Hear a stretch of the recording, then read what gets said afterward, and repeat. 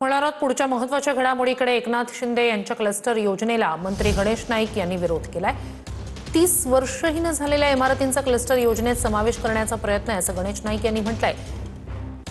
माझ्या नादाला लागला तर त्याला त्याची जागा दाखवणार असंही गणेश नाईक यांनी म्हटलंय।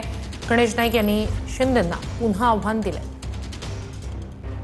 क्लस्टरच्या माध्यमातून ओढून ताणून इकडून तिकडून कुठून ना कुठून असा ट्रॅक लावून क्लस्टर डेव्हलपमेंटचा फॅड उभं करण्याचा प्रयत्न चाललेला आहे। मंत्रिमंडळाच्या बैठकीत मी विरोध केलेला या गोष्टीला। हा युनिफाईड डिसार कुठल्या शाण्याने आणला?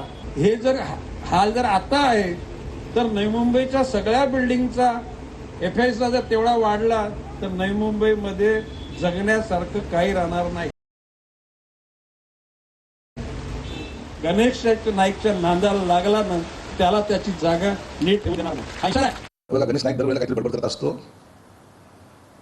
ना त्यांना पक्षामध्ये वजन आहे ना त्यांना कोणी विचारतही नाही। एकनाथ शिंदे साहेबांनी त्यांच्या जिल्ह्यामध्ये काय करावं या बाबतीमध्ये ते सक्षम आहेत आणि त्यांचं आणि देवेंद्र फडणवीसांचं सख्य सगळ्याला माहिती आहे। म्हणून इतरांनी काय कॉमेंट्स केल्या त्याच्याकडे आम्ही लक्ष सुद्धा देत नाही।